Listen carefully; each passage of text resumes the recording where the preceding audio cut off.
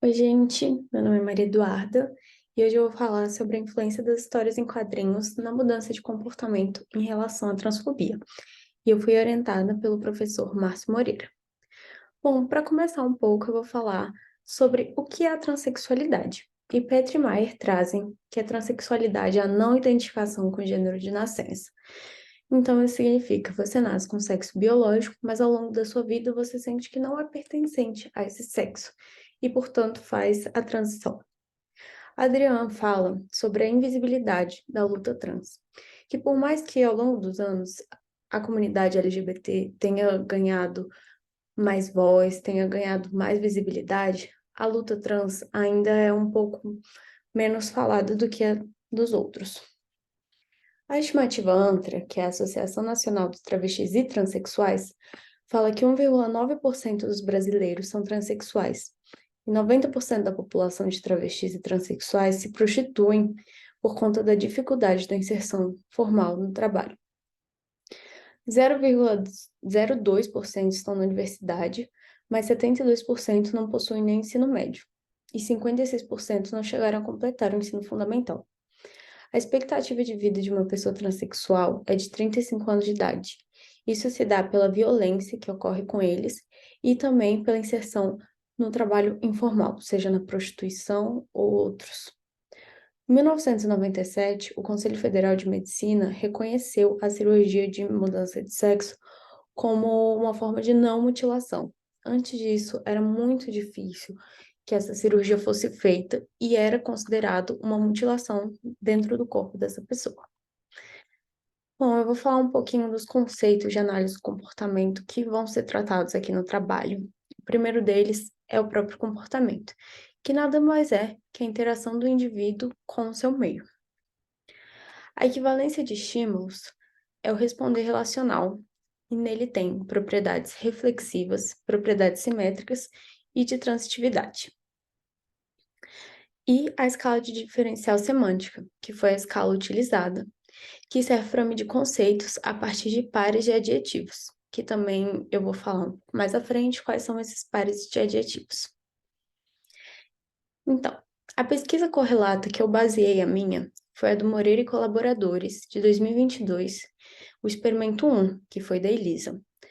O experimento foi efeito da leitura de histórias em quadrinhos sobre mudança de atitudes em relação a personagens fictícios. E o objetivo da pesquisa foi investigar se havia mudança de atitude com relação a personagens fictícios a partir da leitura da história em quadrinhos. Bom, o delineamento que ela utilizou foi o experimental de sujeito único, do tipo pré e pós-teste. Os participantes foram 7 universitários que foram convidados a participar por meio de grupos de WhatsApp. E o procedimento, primeiro era aplicada a escala diferencial semântica no pré-teste, em seguida tinha a leitura da história em quadrinhos, e por fim era aplicado novamente a escala diferencial semântica, só que no pós-teste. Os principais resultados dessa pesquisa foi que ela conseguiu atingir o objetivo, então conseguiu verificar que a leitura da história em quadrinhos teve sim uma influência e foi capaz de provocar mudanças da atitude do leitor em relação aos personagens fictícios apresentados. No entanto, a relação da variável da mudança da cor de pele, se a cor de pele influenciava, isso não foi possível notar na escala de diferencial semântica. Voltando então para a minha pesquisa, o objetivo dela foi observar também se a leitura da história em quadrinhos influenciava na mudança de atitude do leitor em relação aos personagens que foram apresentados. A justificativa da minha pesquisa foi para mensurar as mudanças de atitude com a implementação da escala de diferencial semântica e também para ampliar um pouco o estudo a respeito da transfobia, porque não tem muitos estudos nessa área ainda. Para o método, os participantes foram 5 pessoas, dentre eles homens e mulheres. O delineamento. A variável independente utilizada foi a leitura de história em quadrinhos, enquanto a variável dependente foi observar se houve ou não mudança de atitude em relação aos personagens antes e depois de ler as histórias em quadrinhos. Bom, os locais que foram feitos foram primeiro no WhatsApp, depois no Google Meet e no Google Forms.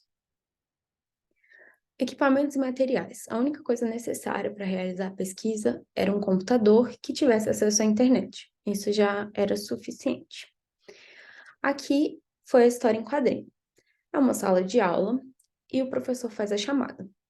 E ele chama por Lucas. E aí a aluna fala: presente, professor, mas agora é Laís. O professor se desculpa, chamando pelo nome correto. Final dessa primeira cena são os alunos falando sobre a prova, comentando se ia ter consulta ou não. A segunda cena, já em outro ambiente, no corredor, depois da aula, enquanto os dois amigos estão falando que adoram esse professor, mas estão com medo da prova que ia ter no outro dia. Os três primeiros quadrinhos são eles comentando sobre essa prova, e os três últimos são onde acontece a agressão, onde a personagem fala: Nossa, você viu aquilo na sala, agora deu para ele querer ser mulher. E aqui dá para notar que ela erra o pronome, né? E aí o personagem fala: Não precisa falar assim dela. Então ela fala: Como assim? Você vai defender ele? Sua amiga sou eu. E o personagem fala: Tá. Eles vão embora e dá pra ver que a personagem transexual escuta a conversa e fica chateada. Bom, então os estímulos apresentados foram esses três personagens, onde essa primeira foi a personagem agressora, esse foi o personagem neutro, o estímulo neutro, enquanto essa personagem foi a vítima. Aqui foi a escala diferencial semântica que foi enviada pelo Forms e foi apresentada dessa forma. Aqui tinha a foto do personagem, o personagem 2, e os três pares de adjetivo. Então, os pares de adjetivos sempre variavam de 1 a 7 para que o participante pudesse marcar. Neles tinham triste, alegre, relaxado, tenso, áspero, liso, lento, rápido, feio, bonito, leve, pesado, negativo, positivo, ativo, passivo, macio, duro, mau e bom, desagradável, agradável, rico, pobre e, por fim, submisso e dominante. Então, como foi feito os procedimentos? Primeiro, eu enviava o link do Google Meet pelo WhatsApp para o participante. Em seguida, que ele entrava no Google Meet, eu enviava a escala diferencial semântica, que foi feita no Forms, como apresentado anteriormente, no pré-teste, antes de apresentar qualquer história em quadrinhos. Depois, eu apresentava os slides com as histórias em quadrinhos, também apresentada anteriormente. E, por fim, depois da leitura, eu enviava a escala, também diferencial semântica, igualzinha do pré-teste, mas no pós-teste, para ver se teve alguma variação.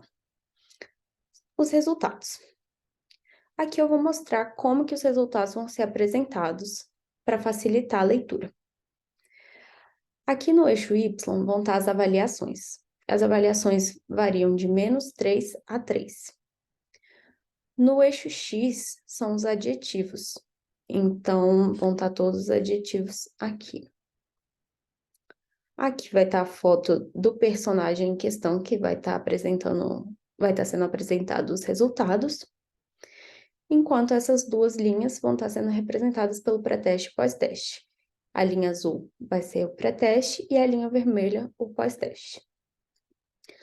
Vamos para os primeiros resultados do personagem agressor. Dá para perceber que o pré-teste do agressor no participante 1, 3 e 4, eles ficaram neutros, na verdade, desculpa.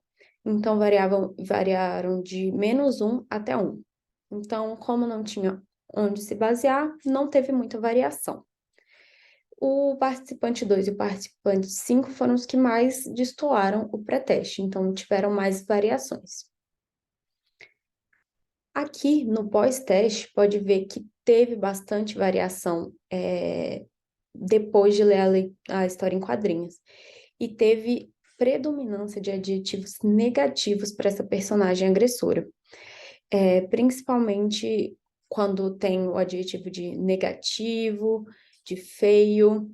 E então, pode ver que tanto no participante 1, 2, 3 e 4 teve muita variação no pós-teste.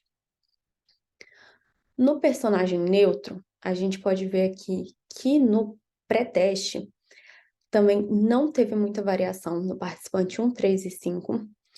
No 4, também não teve tanta, assim, no pré-teste, mas aqui ficaram variando, assim, entre -1 e 1. Então, sempre ficou nessa linha. Ficaram mais neutros os resultados. Enquanto no pós-teste, teve muita variação também. E o que chamou atenção foi que no participante 1, 2, 3 e 5, o adjetivo de passivo teve bastante predominância, então, e mostra uma passividade dele frente à atitude agressora da personagem, né? Então, pode ver que teve essa mudança e que os participantes, eles perceberam também. Por fim, os resultados da personagem que representou a vítima. No pré-teste não teve tanta variação como nos anteriores, então ficou ali, alguns vieram para -2, como no participante 1, mas ficava entre -1 e 1, a maioria. Enquanto no pós-teste teve variação e teve predominância de adjetivos positivos para esse personagem. Então, aqui dá para ver que os adjetivos positivos ficaram predominantes, enquanto não tiveram muitos adjetivos negativos, diferente do que aconteceu nos 2 personagens anteriores. Bom, então as considerações finais. O pré-teste não variou muito, porque isso pode se dar porque os participantes não tinham no que se basear. Era só enviada a escala de diferencial semântica e eles iam avaliar aqueles personagens, aqueles estímulos, sem ter no que se basear. O pós-teste da personagem agressora aumentou muito a diferença dos resultados, principalmente nos adjetivos negativos. O estímulo neutro não teve tanta variação, mas tiveram adjetivos, principalmente negativos, que variavam, principalmente o adjetivo de passividade, que a gente pôde ver na maioria dos participantes que teve essa variação. O pós-teste da vítima teve variação, mas não tiveram tantos adjetivos negativos para essa vítima no pós-teste e tiveram muitos adjetivos positivos no pós-teste. Por fim, a pesquisa do Moreira e colaboradores, eu consegui, né, me basear e teve eficiência, então teve diferença, teve uma mudança de atitude por parte do leitor que leu a história em quadrinhos e teve uma mudança de atitude frente aos personagens fictícios. Então é isso, gente. Muito obrigada.